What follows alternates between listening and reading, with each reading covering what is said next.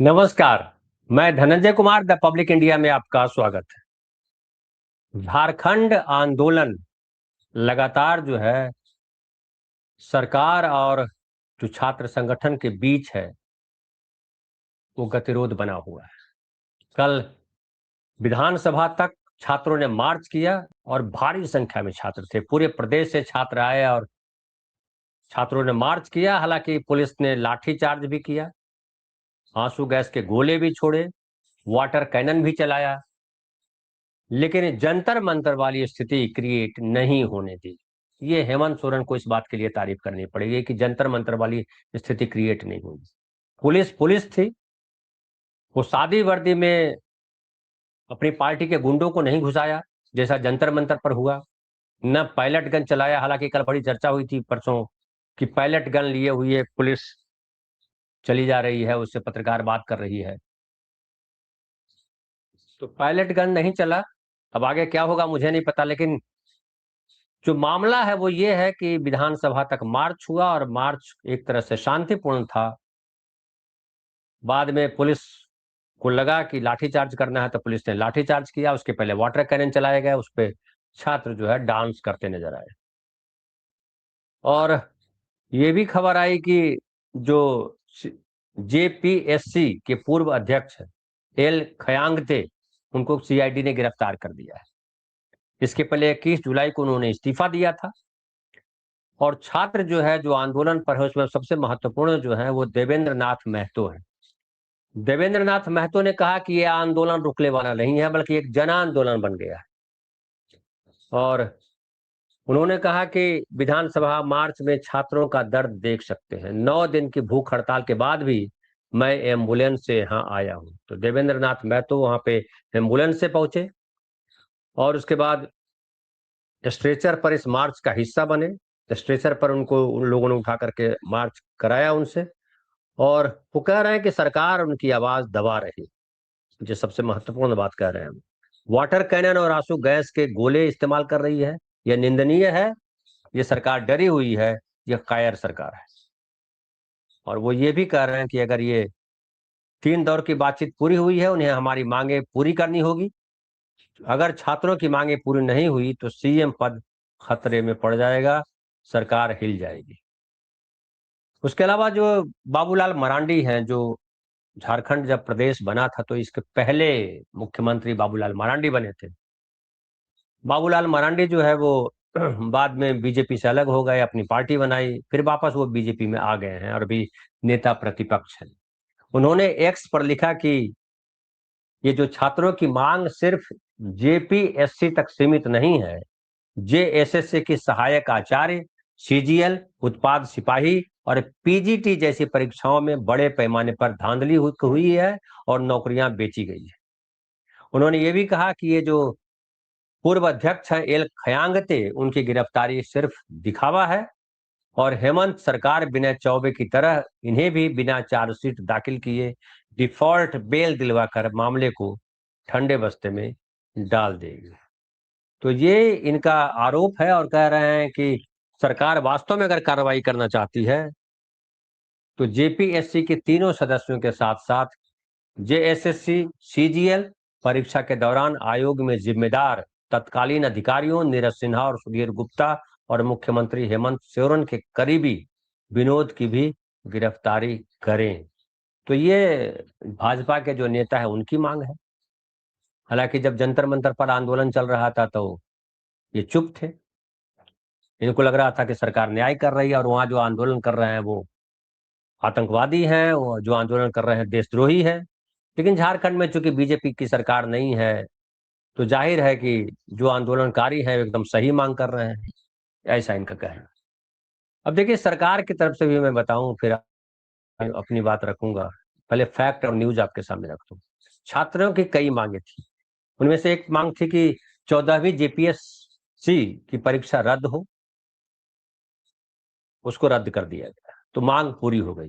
फिर उनकी मांग थी कि जेपीएससी की बैकलॉग परीक्षा 2023 और 2025 रद्द हो, परीक्षा कैंसिल हो, और वो भी सरकार ने मांग मान ली है।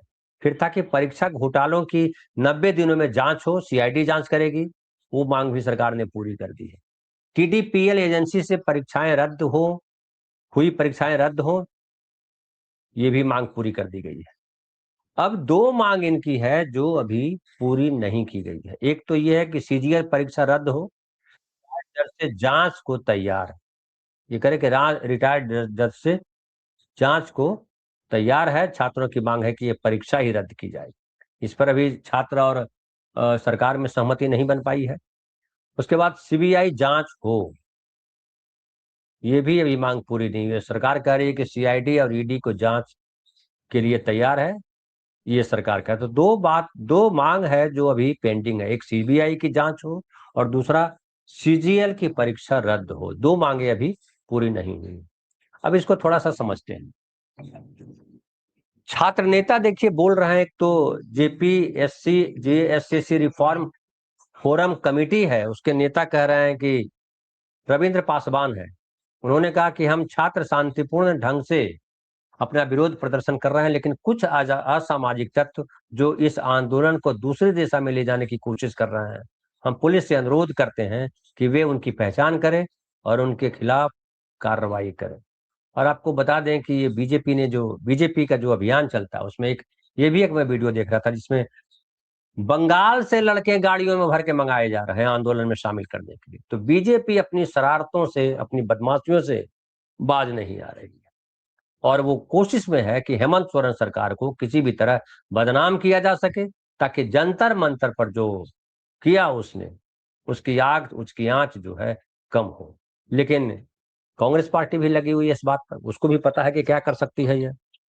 और ये जो पूरा का पूरा जो मामला है, हेमंत सोरेन भी इस बात को समझ रहे हैं। लेकिन अब ऐसा लगता है कि हेमंत सोरेन को जो छात्रों की जो मांग है, खास करके दूसरी एक और परीक्षा को रद्द करने की, उसको मान लेनी चाहिए।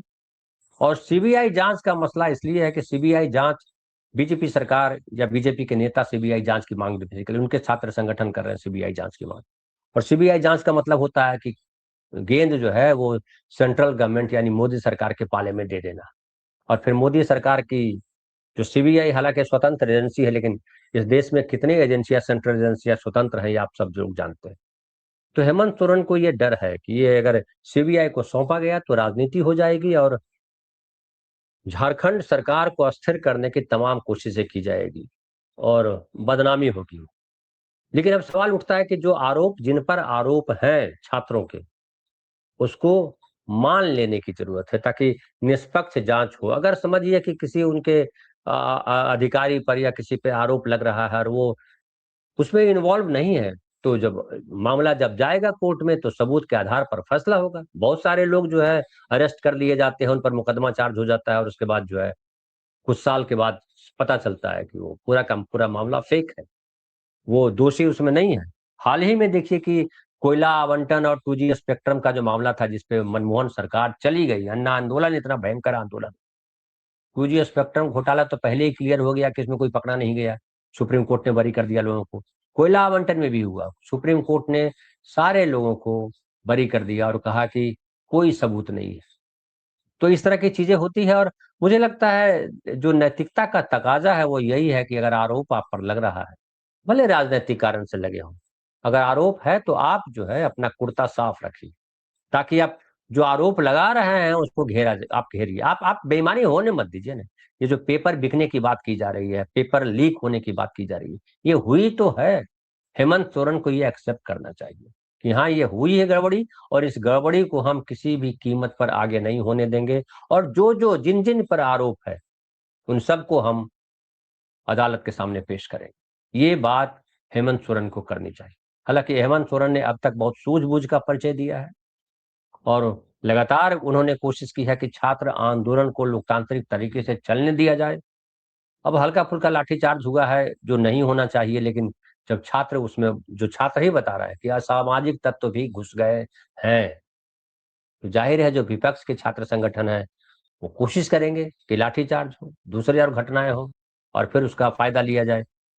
लेकिन अब अभी तक जो स्थिति है कंट्रोल में है और मुझे लगता है इतनी सारी मांग मान ली है, तो एक मांग और जो उनकी है वो मान लेनी चाहिए।